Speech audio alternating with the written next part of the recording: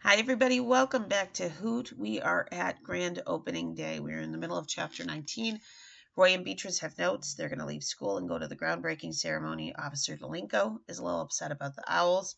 And now the Kimberly Lou Dixon has shown up at the groundbreaking event with Chuck Muckle. So that is where we're at. And Kimberly Lou Dixon needs to powder her nose, also known as needing a potty. Gotcha, Officer Delinko gestured towards Curly's trailer. Follow me. When Kimberly Lou Dixon got out of the limousine, Officer Delinko was startled by how young she looked compared with the wrinkled old granny she played on TV commercials. Kimberly Lou had bright green eyes and rich auburn hair and smooth, milky skin. A lovely and cultured woman, Officer Delinko thought. Then she opened her mouth. I got a tinkle, she announced in a sandpaper voice. Lead the way, hot shot.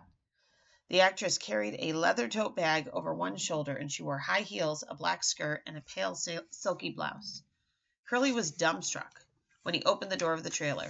Without a word, Kimberly Lou Dixon stepped past him and made her way to the bathroom. Can I change in here? She asked in a husky voice. Change what? You look pretty darn good, though just the way you are.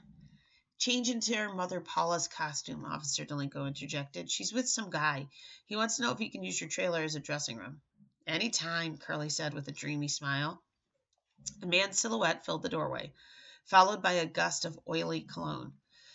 Why, you must be the one and only Leroy Brannett, growled a familiar, sarcastic voice. Curly cringed.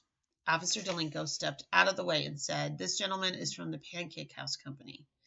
I figured, said Curly. He held out his right hand to Chuck Muckle, who stared at it as if it was a dead mudfish. Please tell me, Mr. Brannett, that you have no bad news that would spoil this lovely tropical morning. Tell me everything is hunky-dory here in Coconut Cove. Yes, sir, Curly said.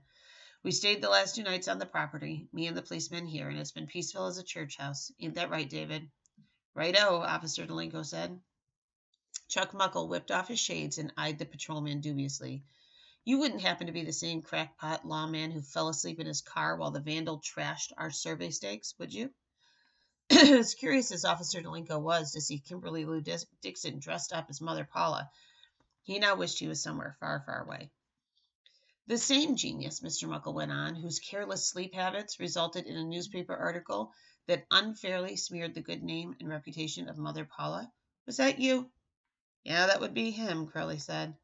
Officer Delinko shot the foreman a dirty look before addressing Mr. Muckle. I'm really sorry about all that, sir, said the patrolman, thinking sorrier for me than for you. It's rather astounding you still have a job at all, Chuck Muckle remarked. Your police chief must have a charitable heart. Either that or he's desperate for warm bodies. Curly finally came up with something positive to contribute. Officer Delinko is the one who helped me catch that burglar the other night. It was a shameless exaggeration of Curly's role in the capture of Dana Matheson, and Officer Delinko was about to set the record straight when Kimberly Lou Dixon came rocketing out of the bathroom. You got like a major roach situation in there, she exclaimed. They ain't roaches. They're crickets, Curly said. I don't know where the heck they all came from. He elbowed his way past Officer Delinko and Chuck Muckle and introduced himself to the actress. I'm the supervising engineer of this project, Miss Dixon, and I just want you to know that I have seen all your movies. All 2 of them, you mean? Kimberly Lou Dixon patted his shiny scalp. That's all right, Mr. Brannett. It's still a darling thing for you to say. Hey, I can't wait for your new one, too, Mutant Invaders from Saturn 11. I really go for that sci-fi stuff. Jupiter 7, Chuck Muckle cut in. It's called Mutant Invaders from Jupiter 7. Whatever, Curly gushed. You're going to make a fantastic grasshopper queen. Yeah, I'm already writing my Oscar speech. The actress glanced at her diamond-studded wristwatch. Listen, I better hurry up and start turning myself into the adorable old Mother Paula. Can one of you sweethearts fetch my suitcase out of the limo? Chapter 20. A small limousine delivered the Coconut Cove mayor, Councilman Bruce Grandy, and the Chamber of Commerce president to the construction site. A satellite truck from a Naples television station came next, followed by a newspaper photographer. City workers tied red, white, and blue streamers to the fence, and they hung a hand-lettered banner that said, Welcome to Mother Paula. At 10 minutes to noon, Roy and Beatrice arrived. This time she rode the handlebars and he pedaled. The camera stowed safely in his backpack. They were startled to see that they were not the only ones to show up. The freckled-faced boy, the red-haired girl, and at least half of Mr. Ryan's history class were already there, along with a bunch of their parents. "What in the world did you say to these kids yesterday?" Beatrice said. "Did you promise them free flapjacks or something?" "I just talked about the owls, that's all," Roy said. He got another pleasant surprise when a van from Trace Middle School athletic department rolled up, and Beatrice's soccer teammates piled out, some of them carrying posters. Roy grinned at Beatrice, who shrugged as if it was no big deal. They scanned the growing crowd, but they saw no sign of her runaway stepbrother. There were no signs of the owls either, which didn't surprise Roy. With so much noise and human commotion, the birds would likely stay underground where it was dark and safe.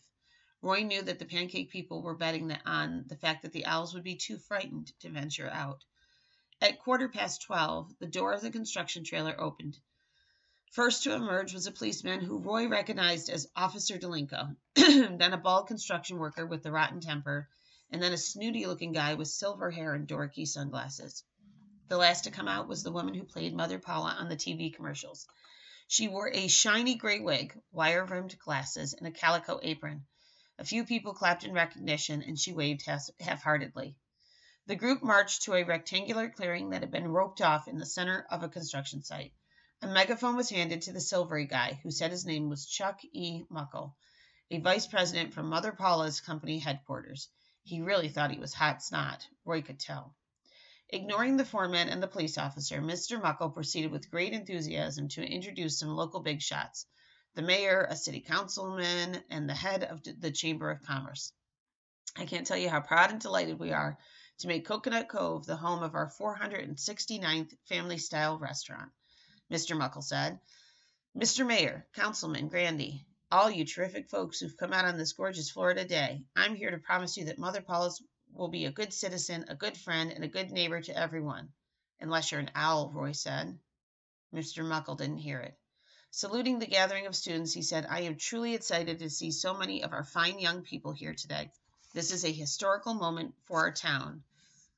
For your town, our town, I should say, and we're happy that you can take a short break from your classes to celebrate with us."